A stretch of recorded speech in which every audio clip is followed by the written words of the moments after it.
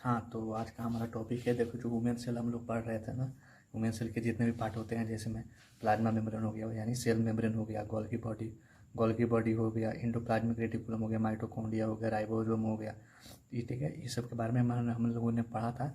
तो उसी को मतलब इसके स्ट्रक्चर के थ्रू हम लोग देख लेते हैं, समझ लेते हैं, ताकि मतलब जो भी एग्जाम होगा उसमें लिखने में हम लोग को थोड़ा सहायता मिलेगा, ठीक है। तो उसको एक बार देख लेते हैं। और देखिए इसी जो वीडियो का है ना, इसी वीडियो के डिस्क्रिप्शन में मैंने ये जो एंडोप्लाज्मिक रेटिकुलम है, न्यूक्लियस है, गोल्गी बॉडी है, माइटोकॉन्ड्रिया है, राइबोसोम है, प्लाज्मा मेम्ब्रेन है, ये सब जो है ना, इन सब का जो क्या करूँगा, लिंक उसी वीडियो के डिस्क्रिप्शन में डाल दूंगा। वहाँ से जाकर एक एक करके सबको देखकर लिख दीजिएगा। बस एग्जाम में पास होने के थ्रू है। और थोड़ा बहुत नॉलेज, थोड़ा बहुत क्या, बहुत ज़्यादा जितना जानना चाहिए उतना, ग्रेजुएशन लेवल पर जितना हम लोग को नॉलेज चाहिए उसके हिसाब से है, ठीक है। अब आप इसमें मास्टर कोर्स करेंगे तो उसके लिए अलग है, उसके लिए नहीं है। बस ग्रेजुएशन कोर्स में आप लोग एग्जाम में लिख कर पास हो सकते हैं, और थोड़ा सा नॉलेज के लिए, ठीक है। देखिए जो सेल है, तो सेल जो होता है दो प्रकार का होता है, आपको पता है। वो एक प्रोकैरियोटिक सेल होता है, एक यूकैरियोटिक होता है। देखो जो प्रोकैरियोटिक होता है वो कहाँ होता है, प्लांट में होता है, ठीक है। प्रोकैरियोटिक पी से प्लांट, पी से प्रोकैरियोटिक, और एक होता है यूकैरियोटिक, ठीक है। तो क्या होता है, इसमें थोड़ा अंतर होता है। जो यूकैरियोटिक सेल होता है उसमें किसमें होता है, एनिमल में होता है, ठीक है। तो देखो क्या होता है ना, इसमें थोड़ा कन्फ्यूजन होता है कि प्रोकैरियोटिक सेल किसमें होता है और यूकैरियोटिक सेल किसमें होता है। जो प्रोकैरियोटिक सेल होता है ना, वो प्लांट में होता है, क्योंकि पी से प्रोकैरियोटिक सेल, पी से प्लांट। और उसके बाद तो समझ ही जाएंगे यूकैरियोटिक सेल किसमें होता है, एनिमल में होता है, ठीक है। तो देखिए जो यूकैरियोटिक सेल होता है वो कहाँ होता है, ह्यूमन सेल में होता है, ठीक है। और इसको डिस्कवर किसने किया था, रॉबर्ट हुक ने किया था। कब किया था, 1665 ईस्वी में, ठीक है। उसके बाद से देखिए जो उसके बाद से जो होता है, ये जो हमारा जो सेल है ना, हमारे बॉडी को बनाता है कि इसमें बहुत सारे ट्रिलियंस, मिलियंस ऑफ सेल मिलकर हमारे बॉडी को बनाता है, ठीक है।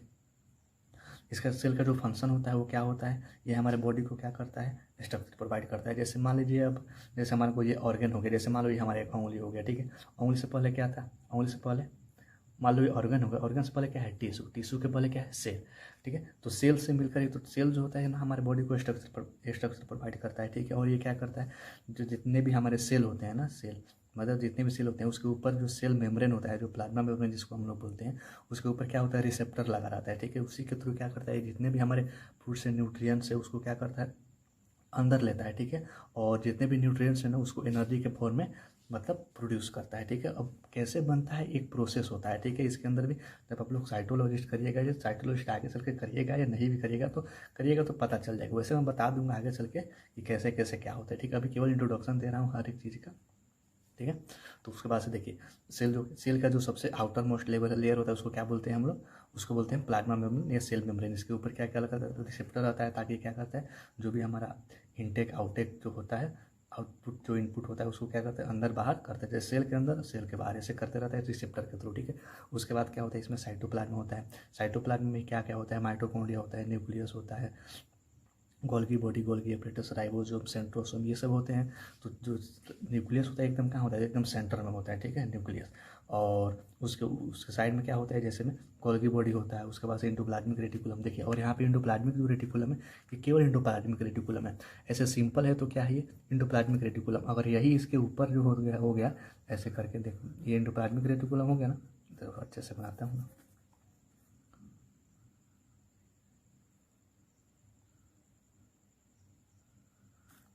ये इंडोप्लाज्मिक रेटिकुलम है, ठीक है।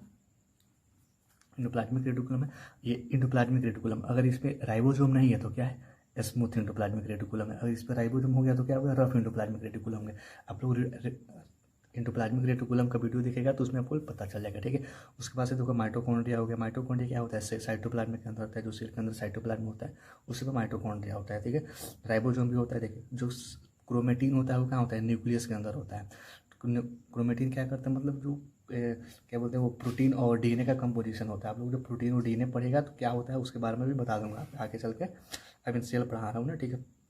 तो बता रहा हूँ, पढ़ा नहीं रहा हूँ, बता रहा हूँ, क्योंकि मैं भी इसी का स्टूडेंट हूँ, बायोलॉजी का, ह्यूमन बॉडी का स्टूडेंट हूँ। मैं भी पढ़ रहा हूँ तो आपको भी साथ साथ पढ़ाते चलता हूँ, थोड़ा सा नॉलेज देकर, ठीक है। तो ये सब हो गया। तो कहाँ पे हम लोग थे,